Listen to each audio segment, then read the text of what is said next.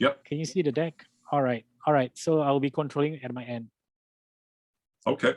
That sounds good. So yeah, Cesar, I think whenever you're ready, give us the heads up. I see we're recording already. So. Yeah, we're recording and the webinar is now live. So you're good to start. That sounds great. Good morning, good afternoon, good evening around the world. This is Doug Brunke. I'm the founder and CEO of Global Chamber, and I'm very pleased to have someone back speaking about a topic very near and dear to us and our members, and that is, incorporating artificial intelligence into our businesses. It's easier than you think. One of the things that we've learned since our last conversation is we've been rolling out the idea of setting up these centers of excellence around the world between MyFinB and Global Chamber. We have experience, I think, in around 10 or 12 cities so far, and I think that's roughly the size of the first group of cities that we're rolling out. And what we found is a few things, and I'll of course let Nazri explain a little bit more about that, but we definitely get sometimes an initial response that as a leader, either as a Global Chamber person representing this concept or as a member or future member of Global Chamber, hey, I don't know enough about technology to make this happen.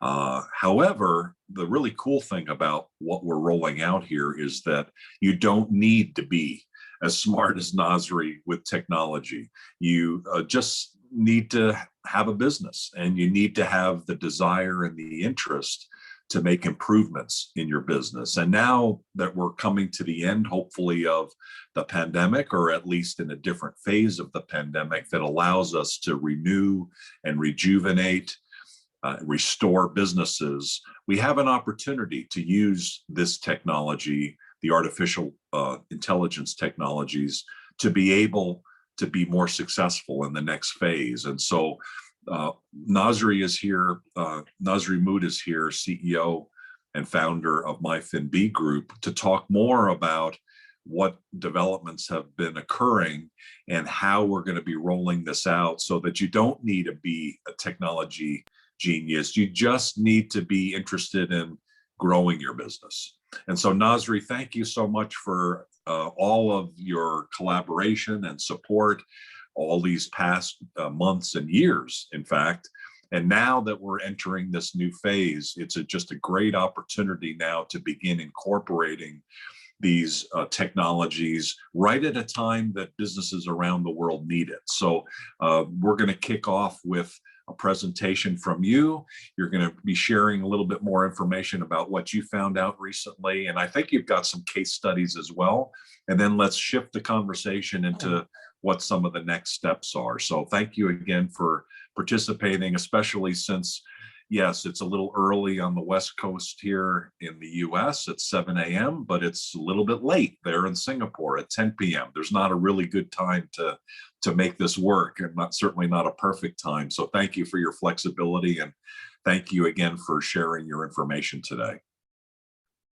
Thank you, Doug, for the excellent introduction of how to inspire people to take on AI without having the knowledge of coding and programming or the technical domain expertise. I believe that this session is to share with you perspectives from a macro to micro level on how AI technology is important. AI is more important than ever now because it enables human capabilities, the way to understand, reason, plan, communicate, and perceive, to be undertaken by software increasingly effectively, efficiently, and at low cost. The automation of these abilities that stem from humans can create new opportunities in most business sectors and consumer applications, as you can see later. So significant new products, services, capabilities enabled by AI include autonomous vehicles, automated medical diagnosis, voice input for human-computer interaction, intelligent agents, automated data synthesis, and enhanced decision-making. So as you can see later, AI has numerous tangible use cases today that's happened right within the GC network and within MyFinB network, They are enabling corporate revenue growth and cost savings in a lot of sectors. So the applications will be most numerous in sectors in which a large proportion of time is spent on collecting and synthesizing data, such as in financial services, retail and trade, professional services, manufacturing, and healthcare. So in this session, we shall share numerous use cases that are proliferating rapidly as AI's potential is understood better. We describe several use cases, including those within the GC and MyFinB network across several sectors, as mentioned above. And with that, we'll illustrate how AI can be applied to multiple processes within a business function within a planned center of AI innovation within your chapter, within your home country. So how do we integrate the knowledge? How do we curate the knowledge? How do we tap onto shared resources to make this happen? So the key pointers that we need to ask ourselves are as follows before I begin the session proper. Are we struggling to keep up with the latest in technologies these days? You may not be full-time in your business, but we are full-time in the business, and it's really, really rapidly tough. It's so tough catching up with technologies. So my question to you is, are you struggling yourself to keep up with the latest in technologies? Yeah. Second is, are we on the lookout for new ways of pivoting our business model in the new normal, i.e. get new markets, new customers, new income streams, diversify client types, and so on? That's the second question. And the third, before I begin the session proper, can we possibly embark on AI-driven business without knowing any coding or programming or having that technical domain expertise? So this session really touches on that, and we would like to use the opportunity to explain to you the mechanics of it very quickly. I will go through some of these slides fairly quickly because it's quite dense, but I intend to make it as simple as possible. And certain slides, I will place more emphasis, while certain slides I have to skim through. As this session, I believe, is recorded, there's also an opportunity to get in touch via our exclusive chat group for Global Chamber partners. Don't worry, if you struggle to keep up, you can always rejoin or listen back to the recording. Yeah. So there are 5 key parts of today's agenda. First is to understand the global trends and opportunities. You really have to know what's happening in the world today before you even pursue something like this. And you got to know the examples of some of the latest technological innovations that's happening across the world. And third is, after you know the macro environment, let's drill down on what does CAI really mean, how it works, and how you can actually make money out of it, targeting public, private, and non-profit sectors. And fourth part is about the approaches and the underlying case studies. We selected a few that's happening within the GC network, and we wanted to share with you the success stories, as humble and modest as it may be, but it shows very promising results that leads to very, very close to commercialization, as this initiative only took place in the last few weeks or so. And last but not least will be about the outcome and action steps that you can take immediately after this session. So let's understand a little bit on the global trends in AI and the opportunities that exist around it and why it matters to you. So there are 5 key trends that are happening in this world today. The growing population growth, a lot of new economic powerhouses emerging other than the US, the increasing pace of urbanization, modernization, the climate change and the scarcity of resources, and as well as a lot of technology breakthroughs, as you can see later through the GAFA phenomenon. What does GAFA mean? You'll get to know shortly.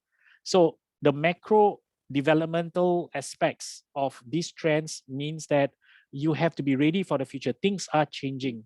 Okay, and in the next 30 years, it will be more pervasive than you think. So GAFA stands for Google, Apple, Facebook, and Amazon. So they started to dominate the digital market and set in motion the creation of new models. So without me explaining what they do, I'm sure all of you do. But what matters more is that what did they cost? Okay, as a result of the existence of the proliferation of technology, they basically created new digital business models. They created the process of disintermediation. They created intermediation. They created the phenomenon shift from products to services. They enable unutilized capacity to be made available online, like such as Airbnb. They create on-demand economy such as Uber. And of course, they create a digital-driven international expansion. through BlaBlaCar and so on and so forth. So you can see that the logos and the companies that are stated here started all as startups, and they've become either unicorns or half unicorns or way past unicorns, right? So at the end of the day, we must understand that within a short period of time, because of GAFA, new business models have happened. And these organizations that you see online here, on screen here, they will in turn create even newer digital business models. So we need to understand and have a foresight in terms of understanding what's going to happen to the world. And if you look at how the past, present, future holds, what it means is that through the GAFA phenomenon, through the post-GAFA situation, there's a widespread interconnection between people and objects. There's a lot of data going on.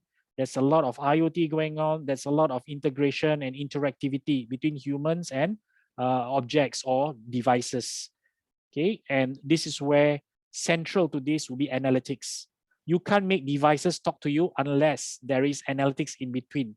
Analytics is the bridge between devices and human because they created the expression, they created the language, they communicate the intentions and the action plan.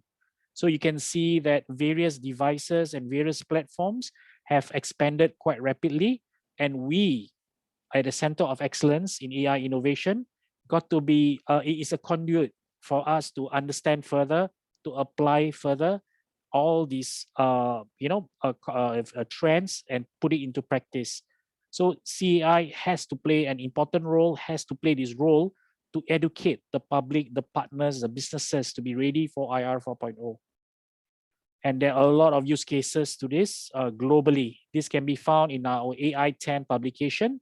So whether it's using AI to identify malnutrition in children, whether it's to use AI to detect, colonoscopies, or rather to detect cancer spots in colonoscopies treatment, or is it to detect human emotions for marketing purposes and so on.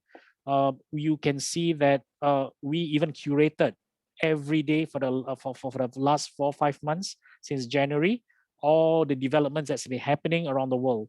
So once again, if you would like to have a free copy of this, Global Chamber and us put this up together, and you can share, if my admin, my partner can share in the list, she can share the link in the Zoom chat box. That would be great for them to understand.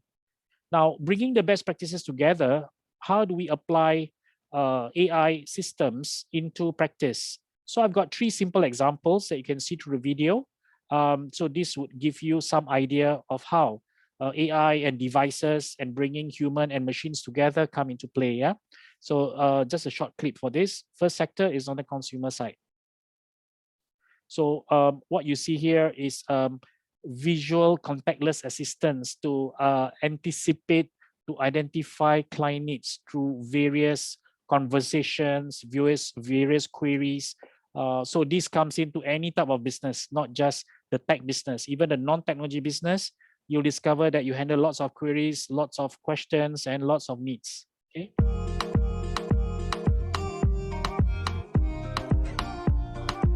At Vodafone, we want to deliver outstanding customer service. Every year we receive around about 15 million calls, from general billing inquiries to technical issues with the device or home broadband queries. Obviously that's a huge number for us and we want to reduce that down. By using intelligent care, we're able to do that quickly and seamlessly with great customer sat results. Intelligent Care works out which customers are going to call and then proactively reaches out to those customers with all the information they need. That often means that they don't have to contact us, but when they do, they'll be steered to the best possible channel. At Vodafone, we define our customer care in 2 ways, proactive and reactive. Thanks to the power of intelligent care, we can serve our customers in both ways much better. Proactive engagement is where we predict that you're going to contact us and also understand why you're going to be contacting. A typical example might be when a customer goes roaming overseas. Sometimes they may encounter a larger bill than they normally expect. We send them a text that's personalised to them as individuals to let them know why the bill's higher so that they don't experience bill shock. It just makes them feel like Vodafone's looking out for them, giving them as much support as they need. Reactive engagement is when a customer calls but we're not quite sure why. We can use data to understand what it is they're calling about and route them to the right place. The first thing that we do is use voice analytics to establish why you're calling. We then link that together with everything that we know about you as a customer. and we select the best channel to serve you through. We then send the customer a link through text straight away while they're on the phone so that they're encouraged to move into digital channels. The benefit of that is it gives our customers great service as well as encouraging them to use online rather than voice calls. The secret to the success of intelligent care is two core ingredients. The first is data and analytics. And what that enabled us to do was to identify which customers are likely to call us, when they're likely to call us, and why they're contacting us. But that's only half the battle. We marry that with a deep understanding of our customers' behaviour, and that allows us to steer customers to the best channel for them to provide exceptional customer service. Intelligent care for us is a win-win. We deliver great service to our customers, but we do that in a really cost-efficient way by steering them into our self-service capabilities. Our customer service agents are no longer taking some of the simple stuff, so they can help our customers with the really complex things they want to speak to an advisor about. It's no exaggeration to say that this has completely revolutionised the way that customer experience works at Vodafone. Working with Accenture on intelligent care has been a very valuable relationship. And that balance of skills, challenge, and real focus on customer experience is exactly what we need to be able to push the boundaries forward for our own customers here at Vodafone. From customer service, let's move on to agriculture. So there is a new technology done by startups that's able to identify the quality of your crops by identifying or diagnosing infected crops. So this is available in multiple languages, fantastic for rural areas. Plantix is an easy-to-use plant diagnostic app for Android smartphones. Just open Plantix and take one or more pictures of your damaged plant, and Plantix Artificial Intelligence will tell you what's wrong and show you ways how to treat it. Plantix contains a library with information about diseases and pests. It shows you preventive measures, as well as organic and conventional options for control. Plantix is a free-to-use community tool and will stay that way. Every taken picture enhances Plantix database and increases its recognition skills. So if you want to help others, consider taking several pictures of your disease, or take a picture of a diseased plant wherever you find one. And last but not least will be the financial services. So we have Zest that helps companies assess borrowers with little or no credit information or history. So unlike the typical FICO or TransUnion that exists quite rapidly, quite prominently in the US and various parts of the world, like through Experian and the likes of it. So these are the non-traditional credit scoring. And I must emphasize that for every examples we've seen, okay, it is not impossible and it's extremely possible, in fact, for the CAI to replicate and to even augment the current technologies that these examples have. But so I want to let your imagination flow, let your creativity and let your ability to imagine for the future through our own network. So this could be an opportunity for you too. Is your lending business leaving money on the table? The answer is probably yes. That's because traditional underwriting can miss many deserving borrowers. It uses only a handful of data points, 50 or even fewer, to produce credit decisions. But a lot more data is available to help you make informed credit decisions about the millions of millennials and other underserved consumers around the world. How do you make sense of all that data? Machine learning. Machine learning can provide accurate, predictive analysis based on thousands of data points. Within seconds, you can make solid credit decisions about thin-file borrowers, the ones that traditional underwriting models can't serve. But if that's the case, why has machine learning so far had little impact on underwriting? For one, machine learning models have historically been black boxes. It can be nearly impossible to get full visibility into how those models work. And time is money. It takes a lot of both to transition from traditional to machine learning underwriting. We know. We built our own machine learning underwriting technology. We've been using and refining it for years. And now we're making it available to lenders around the world with the XAML platform. XAML is an end-to-end credit underwriting platform for lenders looking to leverage machine learning. With XAML, you can quickly discover, acquire, and onboard data sources. You can then work with that data to develop machine learning models in our data science environment. And you can put your model into production within minutes. Want to get clarity around how your model outcomes are produced? Our explainability tools crack open that black box.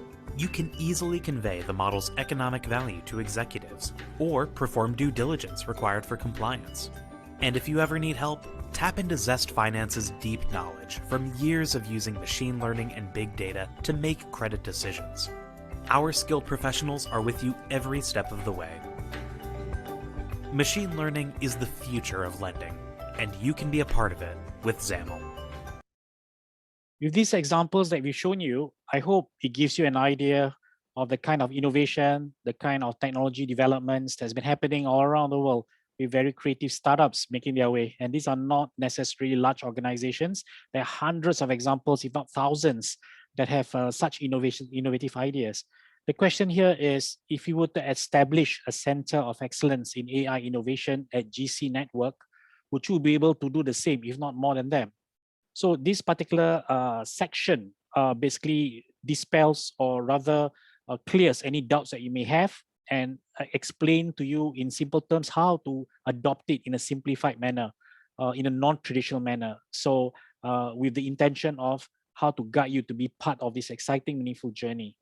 So let's begin with what is CEI at Global Chamber, right? It's a center of excellence to identify problem statements, create a set of AI tools, and help organizations learn, understand, apply, adopt AI technologies without barriers. So when you talk about barriers, without barriers of cost, without barriers of time, without barriers of expertise, without barriers of data limitation. So it's all about implementation, ease of implementation, without the barriers that I've mentioned, while making sure that it can impact lives and business positively. So to ensure that we are always on the right track, we will always have a clear vision and mission for this. So the vision is that we want to create positive, sustainable impact for business, people, and society, the use of AI. And the mission is to deliver the vision. We have to build lots of partnerships, educate them on the positive effects of AI adoption. So it's not profits first, but it's about education first. Once people overcome the barriers, the misperception, then they can move to the next steps of commercializing and adopting it in a more meaningful way. So this has been our experience in the last 15 years. You can't force AI into people, but you got to get them to embrace and adopt. And to understand what CEI does is that it does three things. It builds ventures. That means there's opportunity to build and inject assets, digital assets, or what some would call it as intangible assets, into businesses, traditional businesses, to scale and achieve higher business valuation. This is useful for small and medium cap company or small and medium enterprises. At the same time, is good for ongoing businesses in traditional sectors that need a boost in their business and then boost their shareholder value or valuation in the eyes of investors, shareholders, and so on. So instantly, you will see a boost in your balance sheet in the form of intangible assets in your balance sheet. So the second one is CEI has to do lots of training and consulting to help management and workforce reskill and upskill for the digital economy. So this can be done through publication, thought leadership papers, videos that you've seen, and so on, right? So we gather all the case studies. We don't talk theoretical stuff that the universities talk about, but we distill and we curate all the cases that's been happening out there on a daily basis, okay, and publish on a weekly basis. And imagine we'll talk about that all the time. So you will always be kept up to speed in terms of your capacity to understand AI innovations all over the world across multiple sectors. And third is, of course, once you have been educated, once you understood the case studies, the use cases, then you can then design, develop, and launch your own expert systems through the CEI, ready for commercialization. So we'll give you a tutorial first, very quickly, for those who just tune in. Welcome to the Part 1 tutorial of the AI. CEI, powered by MyFinB.com. This is the first but crucial step towards running an AI center efficiently and in an impactful manner. In order to be involved in the AI business, you must understand the fundamentals of what AI is and what it is not. Remember this important fact: AI is not a dashboard. AI is different from BI, also called business intelligence. AI is not data visualization or nice-looking charts. It is not a mechanical chatbot that answers basic queries in a linear fashion. What is AI then? AI must be able to think, analyze, act, and learn. It must be able to solve complex problems. Did you know that within CEI, There are more than 500 AI systems being developed for industries across 15 categories. To reiterate, at CEAI, we develop AI technologies to solve real industry or business pain points. Here are some examples. 1. Dialytics in healthcare sector. This is to help healthcare professionals measure the effectiveness of dialysis treatments and medications for diabetic patients with personalized healthcare roadmaps. 2. CDS Insights for investment portfolios. CDSI helps to evaluate the financial and business health of the stock portfolios held by investors and develops model portfolios based on their stock selection on a lower risk higher return basis. 3. UIP in education sector. This is developed to help forge university and industry partnerships by building a community of AI-driven research, education and projects. 4. Optimus, for supply chain within the consumer sector. This is a robo-advisor that helps make commercial decisions on what products to promote, where, to who, and when with the right incentives. Then it turns them into a customized strategy to boost market share in sales, profitability, and lowering costs. And more. CEAI, through MyFinB, develops its own proprietary AI solutions using natural language systems, namely NLP, NLU, and NLG. NLP, which stands for Natural Language Processing, is able to understand human language in both written and verbal forms. NLU, or Natural Language Understanding, uses syntactic and semantic analysis of text and speech to determine the meaning of a sentence. NLG stands for Natural Language Generation. NLG is the process of producing a human language text response based on data input. NLG also generates summaries from input documents while maintaining the integrity and accuracy of the information. Natural language expert systems help to augment the skills of business users, so they can focus more on high-value tasks and less on menial work. CEAI creates expert solutions to solve problems by ensuring that your data can be assessed, analyzed and communicated with precision, scale and accuracy. With smart automation to solve complex or routine issues, productivity surges, and you can focus on more creative, high-value, high-return activities. Thank you. This is the end of part 1 of the CEAI tutorial. We hope you have obtained a good understanding of the basic applications of AI. Stay tuned for the next parts. So it is important to understand the nature of AI that we are advocating in CEAI at GC. So you have to again be reminded and be assured that you don't have to be a technical domain expert in AI, because the CEAI will provide all the expertise that you need, not just from MyFinB and GC network, but from all over the world. We'll be using it together, all the subject matter experts, all the specialists in various jurisdictions for them to join us and connect and contribute in a consortium way. So this is evidenced by the successful event that we organized last year called the AI World Summit, where we managed to gather about 90 over experts that are either advocating, using or developing AI within their organizations or for organizations. So issue of resources will not be something that you worry about in your respective chapters or your respective countries. Yeah. So anybody can represent CEAI as long as they have the will, determination, focus, and discipline to carry this forward. So moving on to the next one is the business model. Okay, where and how you can make money from this. Very important section so that you know what you're in for. So first things first, you must understand the target market. Now, doesn't mean that you will have to target all 10 at one go.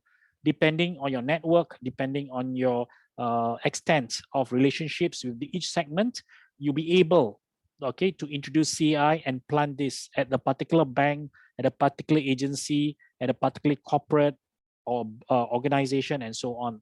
So basically, you can create a CEAI, a sub-CEAI of a particular, for a particular bank, for a particular chamber, for a particular investor institution for a particular university. So we provide something that they do not typically have, which is the natural language expert systems, the ones that we mentioned earlier in the video. So these are very much limited in various parts of the world. Earlier on, we showed you the PwC slide that talks about how analytics sits at the center of all devices and platforms. So analytics is part of the NLG, NLP, and NLU, as shown in the clip earlier on, the natural language family, the family of natural language expert systems, the ability to understand qualitative, quantitative data and turn it into predictive mode. And then within each of these sectors, right, you will then have at least 12 different categories of areas of functions. So these are some of the areas that it can be finance, non-finance, medical, non-medical, policy, non-policy. These are the kind of expertise, skill set, and tools that we can pump into CI in your respective countries and chapters and metros so that the right party will get the right tools. Now, how you make income from this comes in 4 forms. You can let them try out through transaction-based approach. These are ready to transact platforms where for as little as $36 or even $10, you basically get a report on a very basic situation of a company. And then it can move on to then a subscription-based model where when the demand is identified, is determined, then they can subscribe over a longer period with higher quantity with a cheaper per unit basis. Okay, and then from there, the good news is that you don't just have to rely on the machines. If you're already a consultant or a specialist in your respective world, in your respective domain, you can basically value add with your own consultancy or your own domain of expertise, and then build your relationships to complement the AI tools. So this typically adds on to about 30 to 200% of markup that exists on our tools. So whenever you mark up based on your value add, we don't get a cut of it.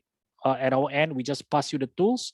You not only get the cut from the subscription and the fee base, but you can mark up with your own expertise. So then it will transcend to project-based.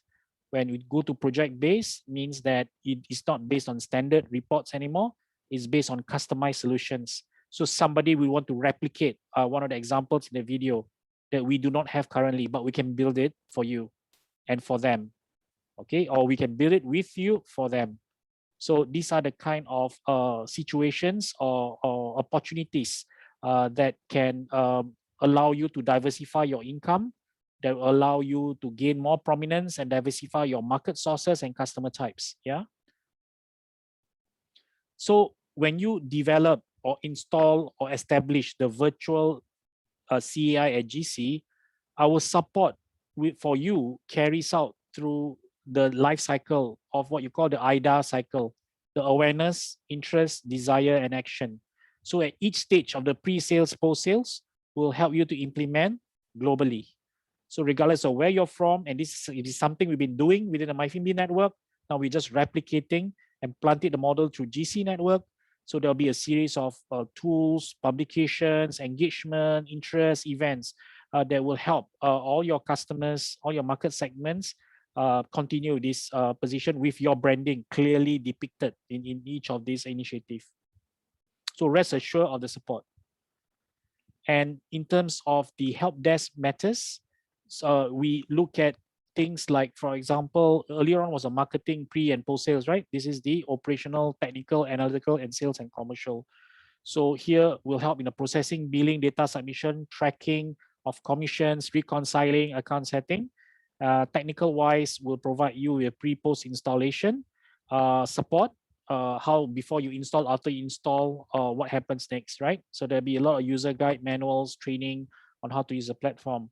Analytical means that if they have questions on the algorithm, methodology, analytics, whether it's finance, non-finance, HR, whatnot, we'll be able to provide them with the FAQs and the responses accordingly.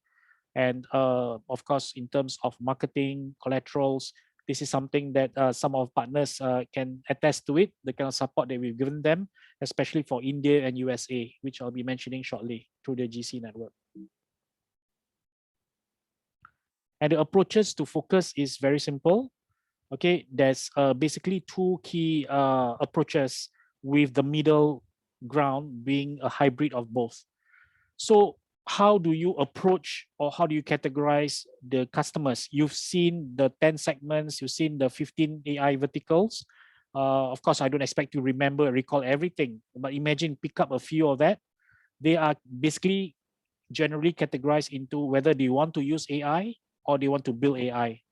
Use AI means you use existing AI systems to build to help your businesses, for as little as $10, $36, $50 US, to building AI, which we remove the capex and we charge them in smaller amounts over time. So even though I mentioned the cost of the system is exceeding $500,000 to over $1 million when you build AI, but we don't charge you $500,000. We charge you a fraction of it on a monthly basis.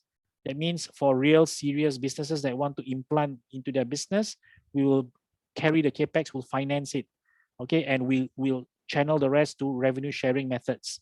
So it's of course a very win-win situation, more for you than for us, because we are the producers and finance you and taking a lot of risks to cover your risk and ensure you get the returns on the upside. And then in between will be the configuration needed. If it doesn't fit your bill and you want to build a new engine, you can tap onto other systems. Maybe you buy product A, but you need product B and C and D to mix up together, mix and match. So that's where the central area lies.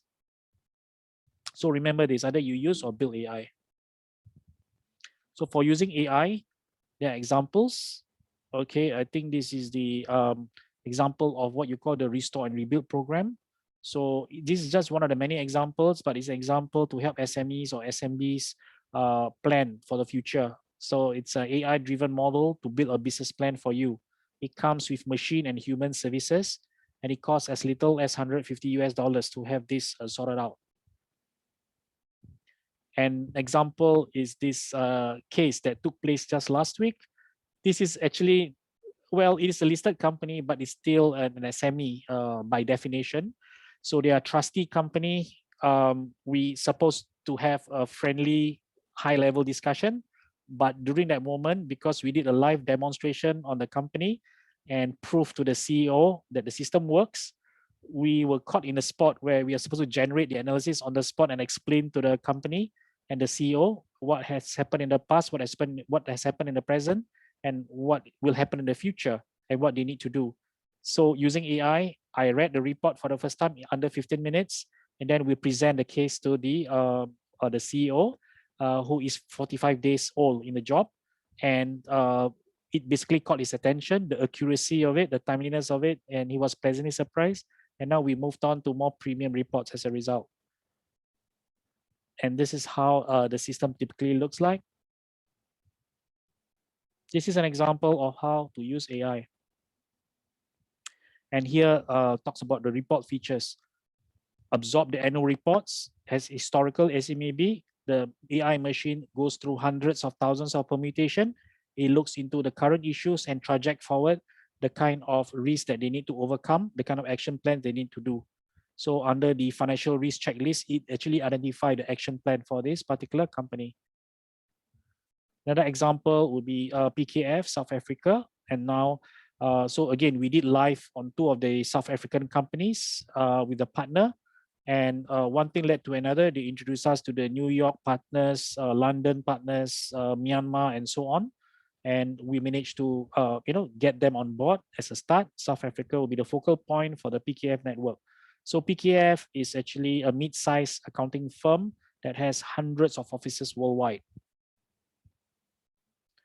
And we produce what you call aspiries for them, for their mid-sized clients. And these are the kind of reports that typically gets generated out of this product. So it gives the health check of a company, and it tells you more detailed areas of what needs to be done in terms of their funding needs, in terms of health, in terms of the macro aspects of developments using AI. So none of these are done by humans per se in terms of analysis. It's all done by machines. Okay, so here we have, I think the picture of Manoj is not correct. Manoj is actually the healthcare guy. But Niza, this is actually US Venture Broadcast with Benjamin. Okay, so this is basically a tool where the organization has access to few 100,000 investors, and what they do is businesses can seek funding through their platform, where they broadcast their profile, personality, and promote them to few 100,000 investors to help businesses get funding. So what we are doing with the organization, okay, is that we are providing a modified feature of Expertise plus Personality Insights that talks about the kind of weaknesses, gaps, and the opportunities that exist in a company. So we look at the strength. Basically, it's a SWOT analysis to get them prepared to meet investors, together with the investor relations, press relations, communication that US Venture Broadcast provide. Okay, and this is quite similar to the earlier example, but it talks more about the personality, the characteristics of the management before they get, funded, or before they get introduced to investors. Now, we've seen how to use AI. Let's talk about quickly on building AI. Okay, so this is where more than 500 new ideas can be generated and converted into systems. So we go through the prototype sessions through these modules. Under 5 days, we'll be able to provide, with 5 man days, we're able to develop the ideas into prototypes and then into commercialization. And these are the various kind of sectors and segments that we've been busy with, from stage 1, 2, 3, all the way to stage 9, from concept to prototype to pilot to commercialization. So it's akin to what you call the design sprint, or the design sprint by Google, as well as design thinking methods, where we identify the pain points and build an AI solutions around it. This is where CEI at GC plays an important role to facilitate and to nurture the innovations that come in. And in Malaysia, as one of the many examples that we have, okay, this is basically an example of how we built a stock market education program. Okay, and then we go through that system features that actually analyzes the stocks that you invest in terms of portfolio health. So it's like a Morningstar come JP Morgan meets Goldman Sachs kind of report, but personalized onto your specific shareholdings of stocks or bonds or any instruments. Even interestingly is we've been called upon and we built a system that deals with cryptocurrencies, which is a hot thing these days. Yeah. So people want to know the fundamentals, if there's any to begin with, but look at the trends, sentiments, and interpretation of what's happening rather than one-sided affair. So anything to do with capital markets or non-traditional capital markets, we can also build. And these are all live. This is not, at the incubation stage. Yeah. So you can see, it can tell you the existing model, and the AI can even produce a model portfolio for you with a lower risk, higher returns.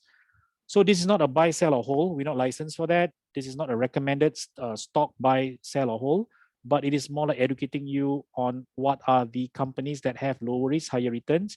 But please watch the sentiments carefully, read the news carefully, and make your own decisions ultimately.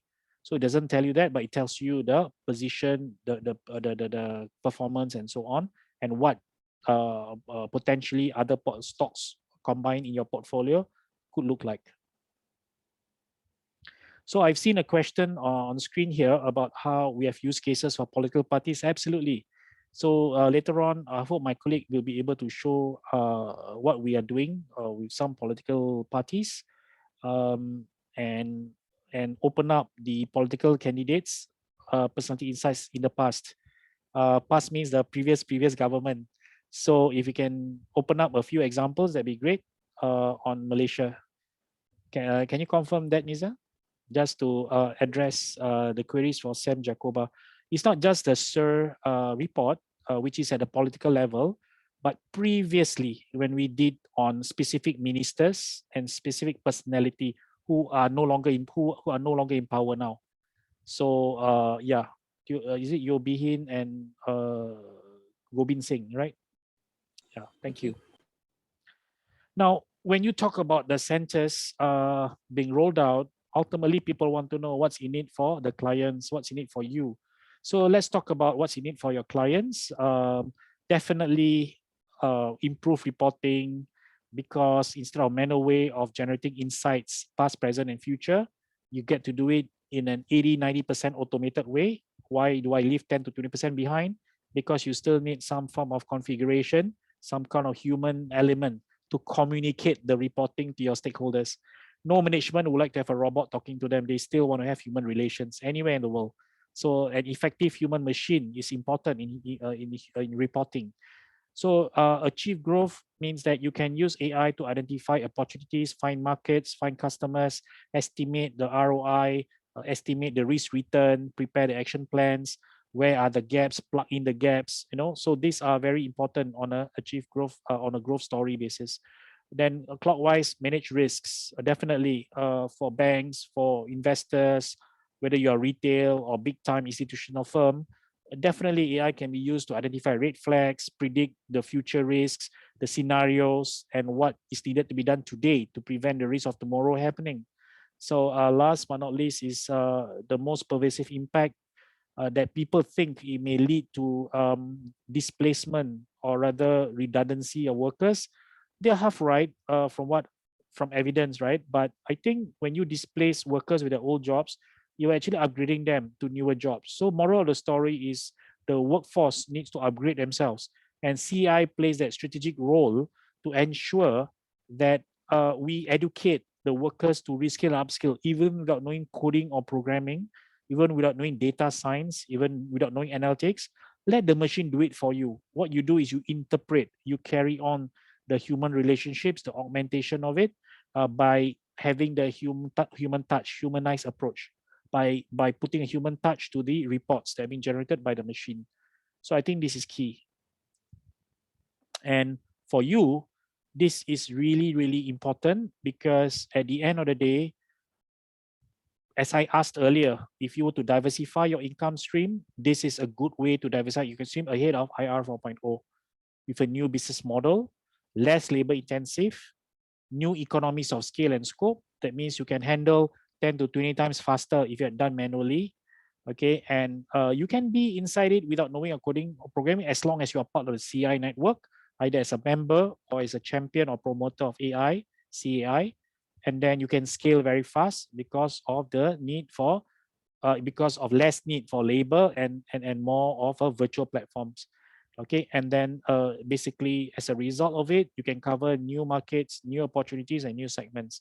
Very important, very simple, but this is very, very much evidence in many of our experiences. Happy to share more case studies.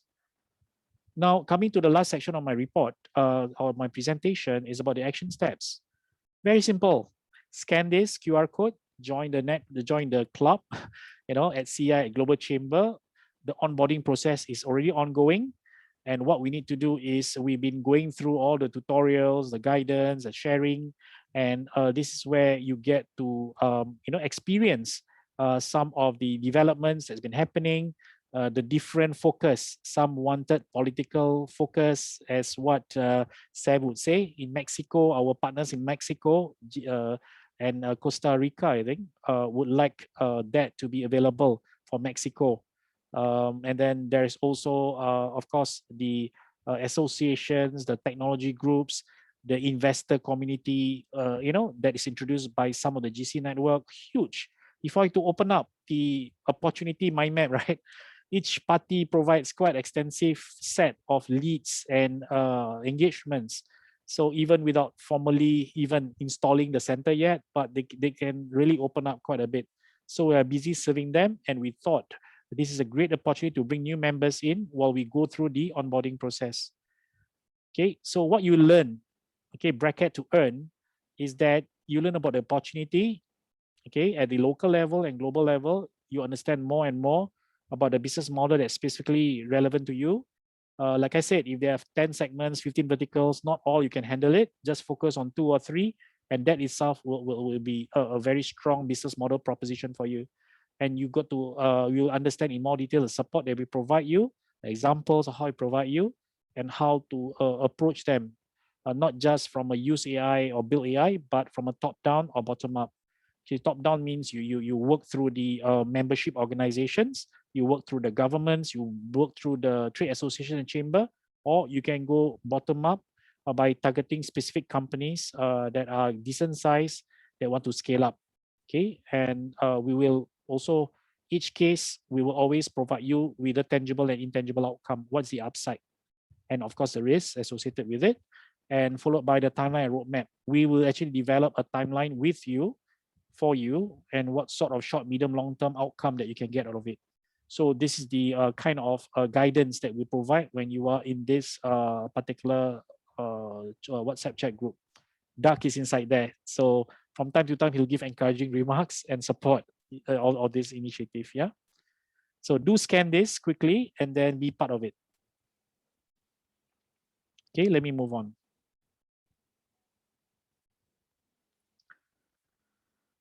So the current onboarding process is here. I like to borrow the word from Doug, the tribe, join the tribe. And these are the chapters that have expressed interest, and some have moved on to quite advanced stage. So do come in, and we will still be able to go back to the earlier part to get you going. So this is the first batch, but we will still consider you as first batch if you start to join today. So there's no compulsion for you to implement it, in that sense that what you need to do is to learn what the CAI is all about. Yeah.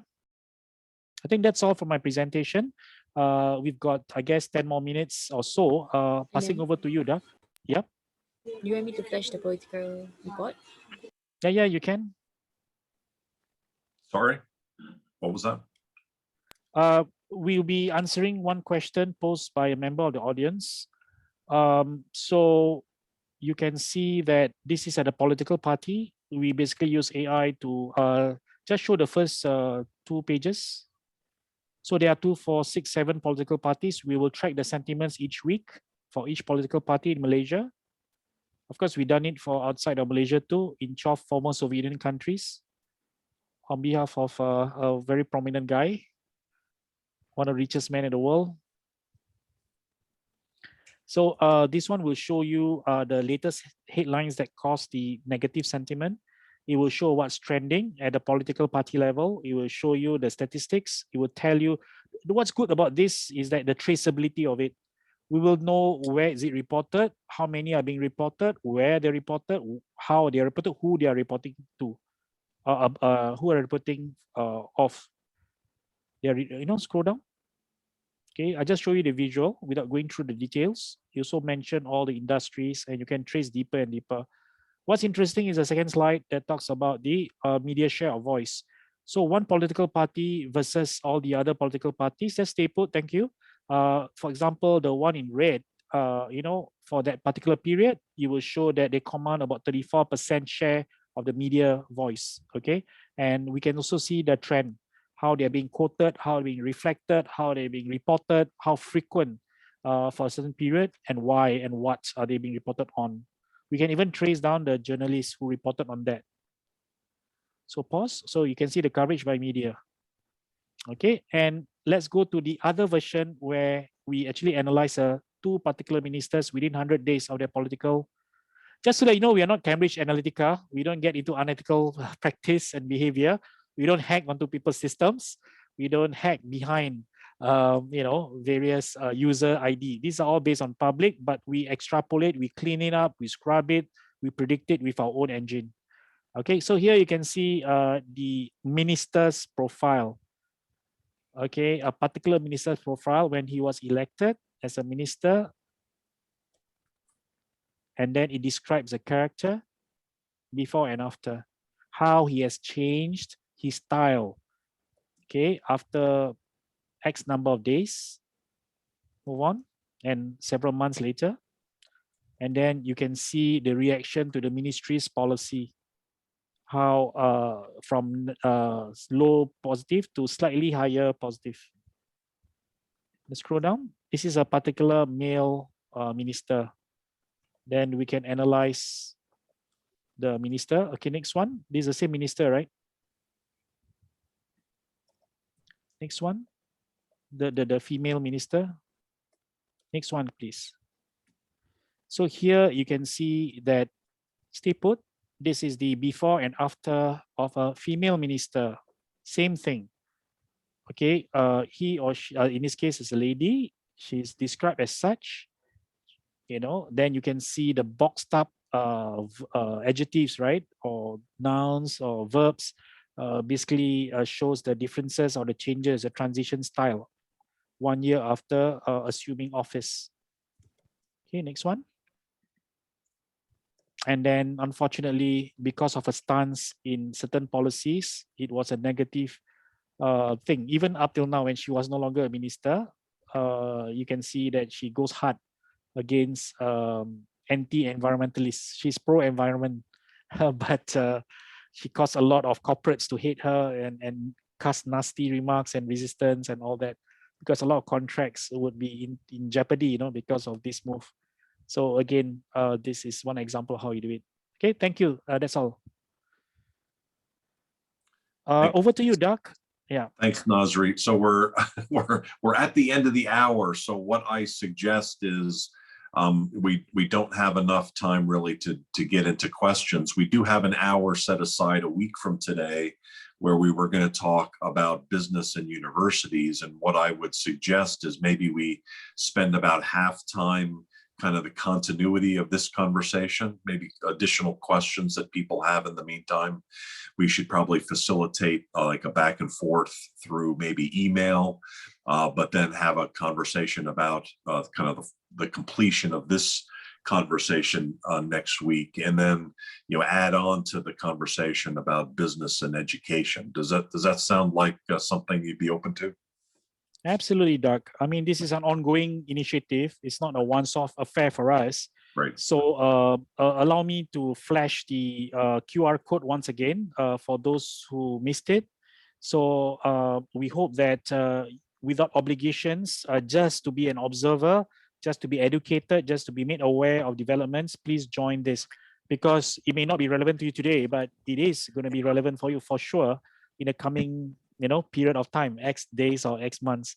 So best to keep it up, because all these are very much catered for members of the GC community.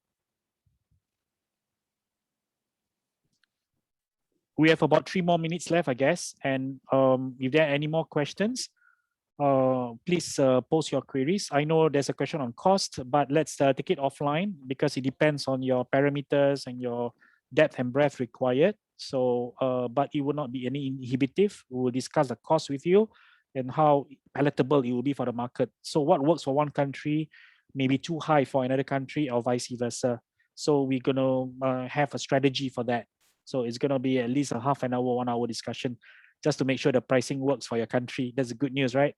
Because we're the developer, we're the producer of this technology, so we're able to negotiate and talk to you.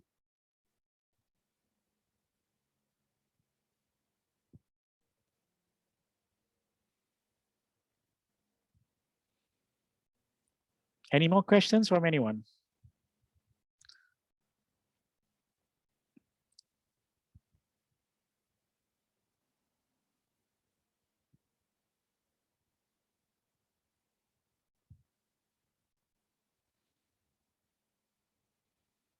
So in conclusion, if I can just put one last phrase, Doug, if I may.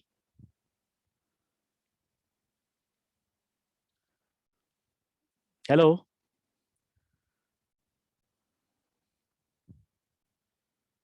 Is my audio okay? Just to test. Hi, hey Doug, we can all hear you.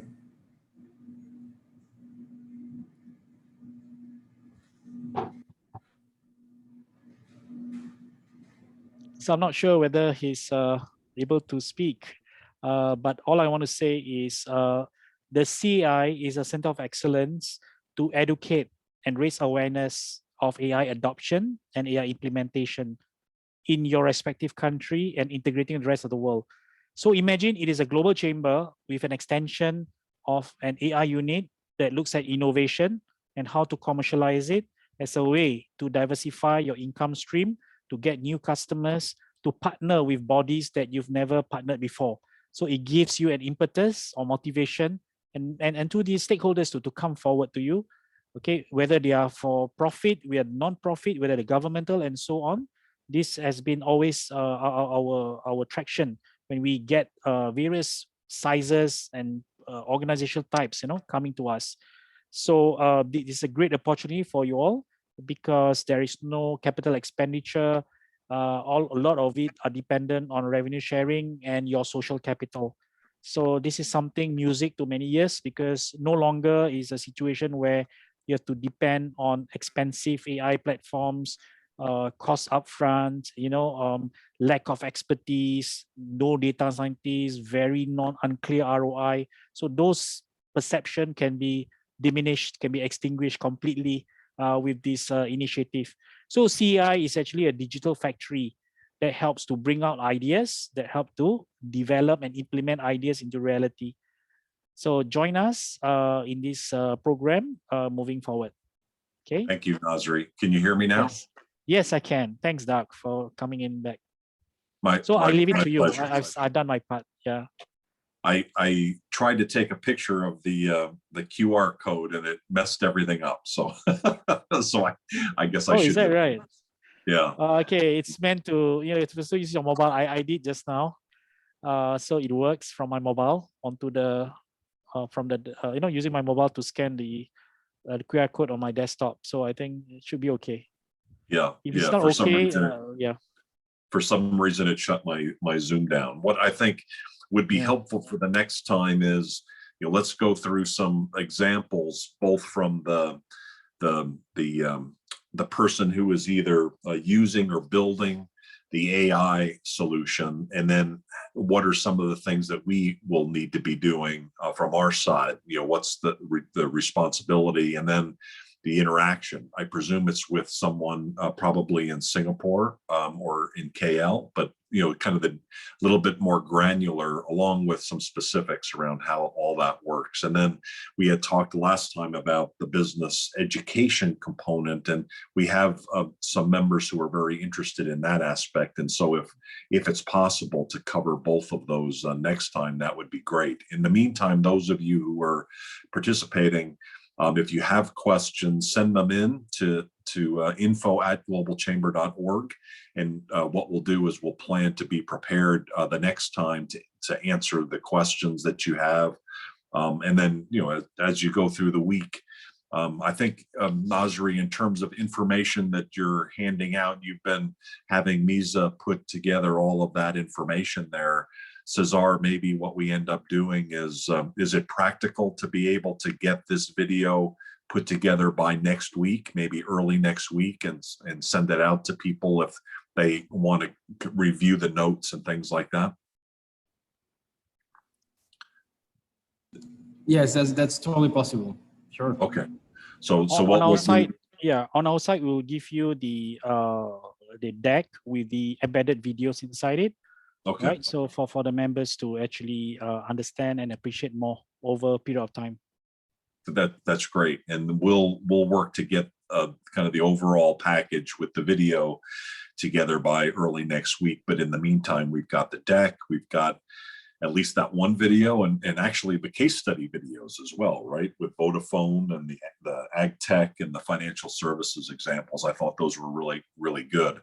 I think the next step is then what are some of the things that we need to do, and then begin to granularly get to the point where we know where we're starting. So I have, like in Asia, Manila, kind of a Singapore KL combination. And then I think Ahmedabad and Mumbai, both for India, have expressed interest. In Africa, Nairobi and Accra. In Europe and the Middle East, we've got London and Tel Aviv.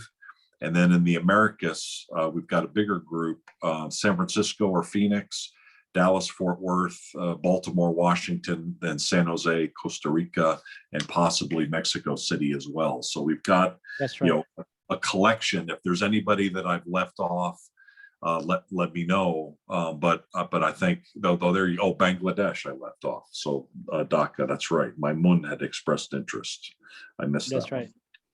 So we'll see if we can, let's see. Well, it's actually should be a good time. I don't think I saw my Mun on the call today. No, I didn't. But I'll circle back with him and see if he can attend next week as well. Is there anything I don't see any questions in the chat room. Is there anything, Nazri, other than that you want to emphasize before we close down today? Yeah, there were a few questions that came in. I think because you rebooted back, those questions went missing, right? Resetted. Okay. But we've addressed the part on the socio-political questions, and we've shown some examples. And the pricing will be discussed offline and preferably in the briefing window, in the presence of your good self and the other members for them to learn. And we have an open sharing, right? We believe in open sharing, and if the details get too much, we will basically encapsulate them in the mind map format for people to understand better in a single page. Now, the stage that we are in is that every country is different. We don't believe in copy and pasting formulas into all, but as you rightly said, because today is our first public briefing in this sense, with such detail, it's impossible to cover everything under 1 hour. I hear your advice that the recommendation that the next session we focus more on the later parts of this presentation, more detailed, more granular, and specifically on the process and the mechanism on how the build versus use AI take place for each party. There are many examples really. Because of time constraint, I have to reduce a lot of the videos, a lot of case studies, a lot of use cases. Yeah. So I'm glad that the whole menu that was presented today gave me good feedback on at least how to position for the next briefing, and more granular focus in terms of the experiences, case studies, and the processes involved. So rest assured, the next session, when invited, we will present more of the micro stroke operational aspects of it. So, but I hope whoever joined it must not miss this information, because if not, they'll be lost. I always believe in having the big picture first, because if they don't have the big picture, a lot of misperceptions, misconceptions take place, and that will be a barriers to understanding, barriers to communication. Yeah. So if I may suggest, for the second part, it will only be for people who either have attended this session or have read carefully this information that was presented either through the deck or through the recorded link. I think that would be great. Okay, I think that's fair. I think also when you're thinking about what case studies to offer, the focus probably should be on ideally the things that we would normally be part of on the business side. When I think about the political party part, I think that might be interesting for some of our executive directors, not all. And so the other cut to think about is, what are the best cases of for us in the short term? What are the best cases where it's already evolved, we can pull it off the shelf, and it's relatively easy to work, and or what are the best fits for Global Chamber, which typically are business, and not necessarily the political side. But if looking at what are the best cases and then business side of it, we find some non-business applications, I think that's fine. Yeah, I'll point to that very quickly, is that the blue circle is definitely very popular, because it's a starting point for people to adopt AI for the first time, or at least in the early start, right? So these are catering to the early adopters. So you can't expect them to be on a green circle if they do not have a good taste, flavor, or feel of the blue circle, right? You can't go to green without going to blue first. So the transition is usually from blue to mid-range to the green circle. So you are right in that sense. Now, what I could suggest also, if your team can help us with this, is that we can do like a quick survey, right? We can even build the survey form for you, but help us to distribute, because like I said, every country is different. For sure, using AI will be key, right? But we want to know, for example, if they were to adopt AI, if they were to see the potential of AI, if they see the adoption and the applicability of it in their own network or their clients, we would like to have a sense of a survey that revolves around asking them around these 15 sectors, so it'd be a simplified version of it, but it's just asking them about if they were to implement AI, or if they believe in AI or not, what would be the most potential, what would be the most areas that are within their network, within their own social capital. So I think this will also be a very helpful service. We call it the Global Chamber AI survey. Then we can put up a report around it once they answer that. So probably about 10 questions or less. Yeah. I think maybe to think about, Nazri, is I love that idea. That would be a component of an overall plan, right? So maybe, I know you've already put together something regarding that. If it's possible, could you update that and add things like surveys, in the key cities, and training required, and just kind of an overall kind of, here we are today, here's what's a realistic plan going forward. And then, what are some of the key things, like, hey, if we're going to start in Manila, let's do at some point a survey where we can get some feedback, which goes to the marketing of it, right? Because, we're communicating out, so they're knowing that this thing exists. And number two is we're getting hopefully valuable information, out of the process. So I think what this has been very helpful today is kind of the overall thought process, a lot of the specifics of some of the components. And now the next steps, I think, are more, how do we become more granular in what our planning is, metro by metro. So really appreciate you going through this today. Did you have something else you wanted to share? Yeah, the slide that I'm showing now here gravitates toward what you just said. So we'll be asking 3 categories of questions from the right to left, right? The kind of technology they want to pursue, or they see potential within their network, depending on the metro, the country that they're in. So we'll see some granularity or feedback from it. The middle part relates to what you just said earlier about the training, consulting, the certification, right? The reskill and upskill requirements per metro, per city, per country, for example. So then the third part is the investment side, where do they see what the investment needs, and how the understanding of the tech venture environment, and whether they understood the implications of having a tech assets in their business, and how it can boost their valuation. So the question is about awareness, understanding, level of awareness, level of understanding, level of appreciation, level of application, level of adoption, or maturity of technology adoption. So that's the objective, right? So when you correctly suggested that it should cover beyond technology, I totally appreciate it, because it will then cut across to the capacity building side and the venture side of things. Because I understand that some of your network members are actually prominent, or at least mid-size private equity groups, or fundraisers, or finance people. So nobody is left behind in the survey as a result, by virtue of the sample size and the sampling of questions. But I'll run by you first the questions, and then you can feel free to add. Thank you so much for that. That sounds good. And then in between now and next week, let's talk about that kind of a more specific plan, including some additional conversations around this, right? The granular planning part of it. We have a clubhouse event on Friday that's talking about renewing and rejuvenating your business kind of in the next phase. I mean, that's going to be, I think, a recurring topic. I know you've got Android, right? Because you're not able to get on yet, but the good news is Android is coming. It's in beta and beta testing, and so they won't commit to May being available more generally, but so I'm sensing that it might be June, but at least it's coming, and so we'll have an opportunity down the road to include you. Save me a spot. I've got an iPad Pro sitting beside me, so I will try to have it installed.